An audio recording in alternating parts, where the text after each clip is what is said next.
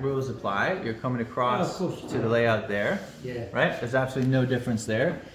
You're just coming at it, and you can see instead of slicing the wood fiber and actually cutting them, you're peeling them apart, right? So you can see the action is different. The thing you want to be careful about. Hey, welcome. So just because we're just carrying it on, grab your piece, grab your chisel, pick up where you left off. Okay, thanks. So you want to be careful because now you're chiseling to a line, and when you're slicing the wood fiber, you don't have to worry as much about grain direction because you're just cutting them, right? So if you're cutting it this way, you're cutting it that way, you're just slicing across the fiber. If you're peeling it, if this like line of grain that I'm peeling up right here isn't perfectly parallel to the line.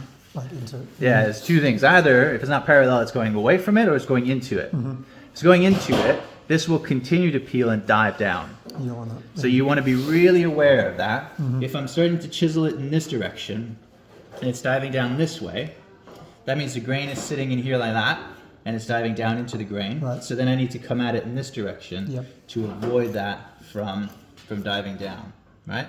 But the action is exactly the same. Come off. Yeah, and you can see I'm still using most of the chisel on the reference surface. To keep it flat. Yeah. Yep.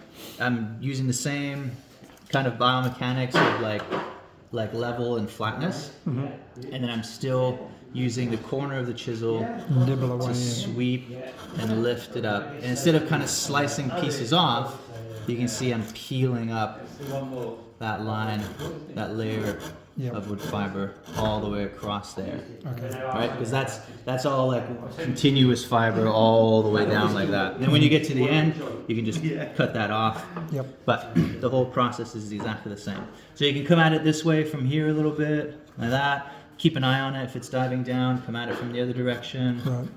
Sometimes you can go back and forth. And then the last bit, because there's no material here, you gotta cut it off. If you lift it up, then you're not cutting anymore, right? So what you want to avoid doing is putting pressure on the wood fiber across and off the edge. So if there's nothing here holding that last little bit of wood fiber like that, and I push it, exactly, it'll tear. So I need to cut along that wood fiber to make sure that it's kept in tension instead of getting pushed away. That way it won't fracture, right? Yep. So when I'm coming towards the edge here, I don't go all the way off, right? I come across, and then I can turn and go along the direction of the fiber there, and I'm never gonna break it. Yeah. Yeah. So just keep that in mind. It's especially when you're like right here at the edge. The shorter the grain, right? There's hardly any little bit of material here keeping that from breaking away. So you really want to be careful to not go off the edge there. So you're chiseling this like that. You get close to the edge. Oops. You get close to the edge like this. Then you stop and you turn. And you don't have to go all the way in line, right?